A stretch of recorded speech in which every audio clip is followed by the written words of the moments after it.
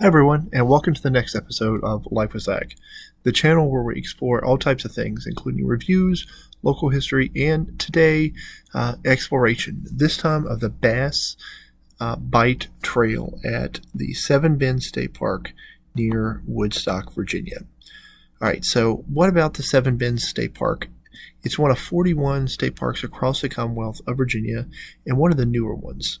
It's located in Shenandoah County, near the town of Woodstock, and contains just over 1,000 acres.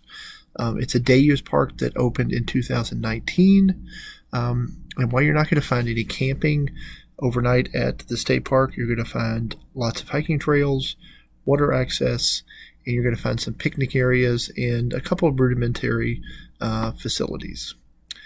Now, what you're going to also want to realize is that you're going to want to print the trail map for the Seven Bend State Park if you go visit, because that's going to be the best way for you to find your way around.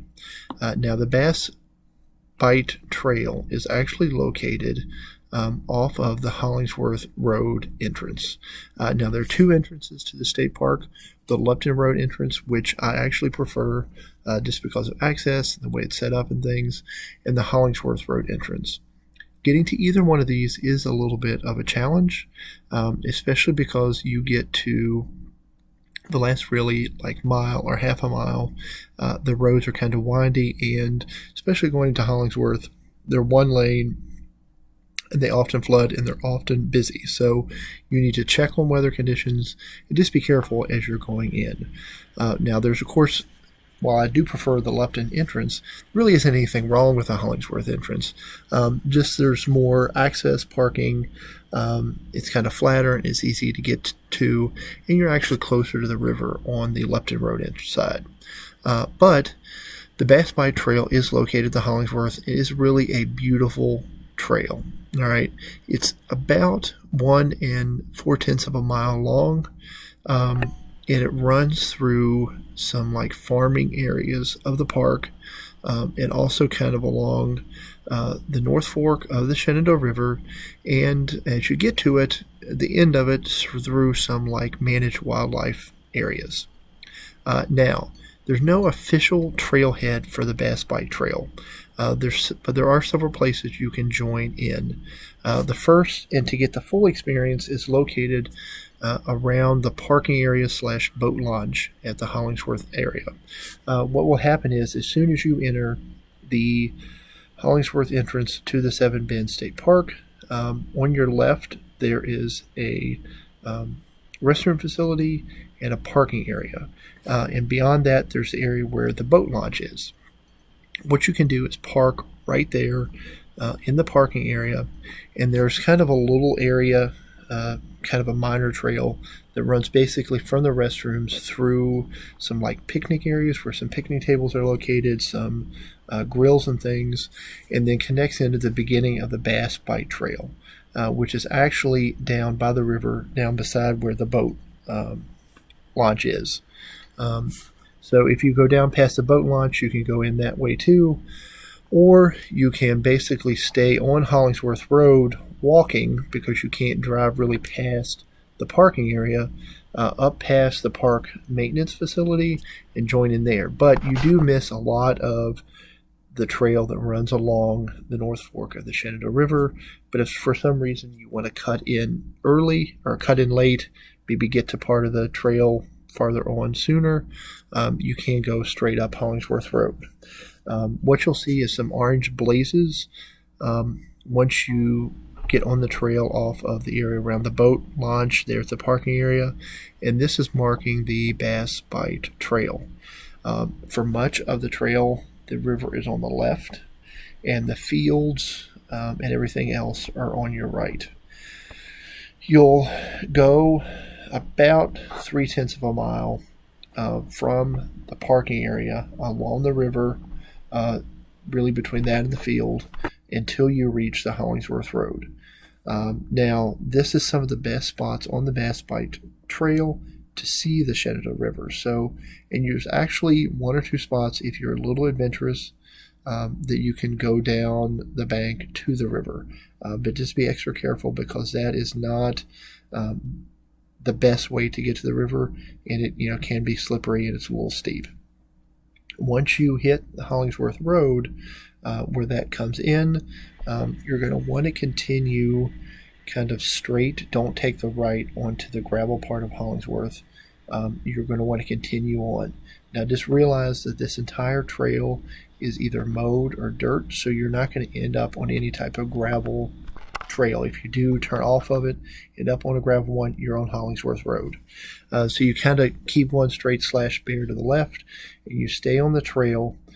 You're going to cross 2 creek areas, and then you're going to come to a trail marker. All right, now there's kind of a 3-way intersection here. If you turn right, you're going to go up the Paw Paw Hollow Trail. If you go straight, you kind of go to this little dead-end area that's mowed off a little bit. But if you bear to the left, you're going to go on the Bight Trail. All right, and you basically continue on that. Again, it's a mowed section of grass, and it goes through this big field.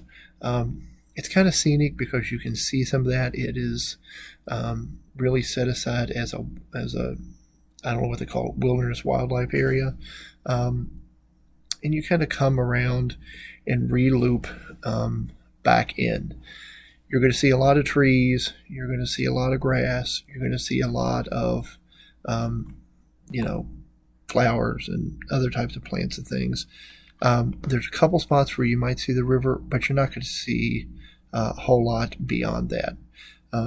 As you keep getting towards the end, you're going to go up in elevation kind of to this top part of the hill, where you're going to see where the trail has kind of been mowed around in a loop, and basically you're going to circle back around and come back out the same way that you went in.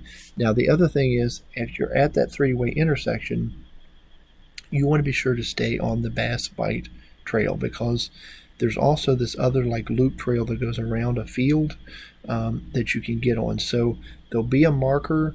It's a little deceiving, but basically you want to bear to the right and follow that direction as though you're coming on the trail, not getting off of it. Okay, so again, it can be a little confusing, but again, every time, basically once you cross those 2 streams and go past the Paw Paw Hollow Trail, you just want to bear right when you reach the next intersection, which is actually on your left. And if you start to go down the river, basically you're on the wrong one, but that's okay. You can just circle back around. That is a loop trail, and get back on Bight and continue on until you get to the end and loop around. Now, what are some of the interesting things that are on this Bight Trail? All right, again, you're going to get a couple river views with some not so easy river access points. It is different seeing other parts of the river.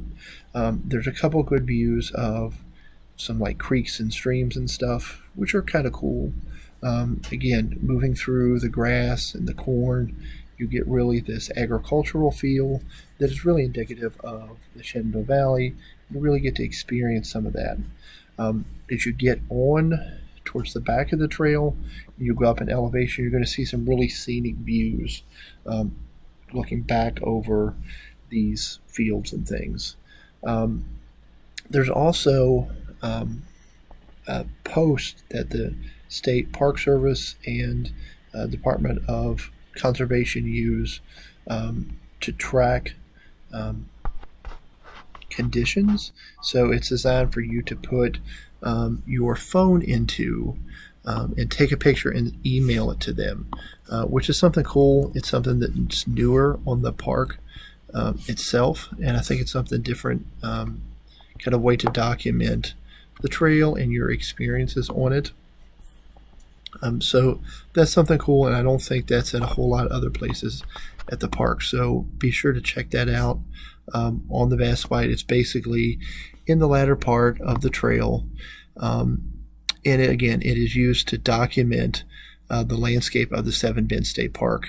And basically, you set your phone there, take a picture, and email it off to the Department of Conservation Resources. But, honestly, this trail isn't too spectacular in terms of like the scenery and stuff that you're going to want to that you might see if you're visiting from outside the area. But if you want to go for an easy walk without a lot of elevation change, this is a great option for you.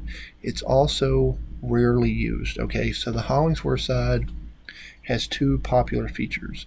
The first one is it's the place where you launch your kayak or your tube or whatever to float down to the Lupton side. It's also the place where you get on the Paw Paw Hollow Trail and connect into the larger trail system. So if you stay on the Bass Bight, there's really never a lot of people on this trail. So if you're looking to get away from other people and really enjoy just being outdoors, this is a good option for you.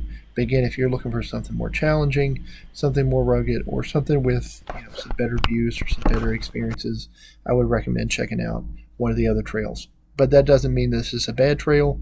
There really isn't anything wrong with it. It just isn't as spectacular as some of the other locations. So again, this has just been kind of a discussion of the Bass Bight Trail, filled with some really scenic views and things, but nothing that's really going to challenge you. But a great place to check out nonetheless. Part of the Seven Bend State Park near Woodstock, Virginia, which is a great place to visit. I've done a bunch of other videos about and encourage you to check those out either through the playlist Exploration, or I'll put a couple links down in the description.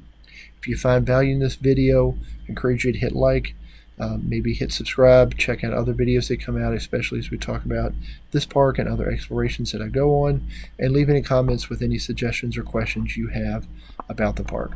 I hope you enjoyed it, and I hope you have a wonderful day.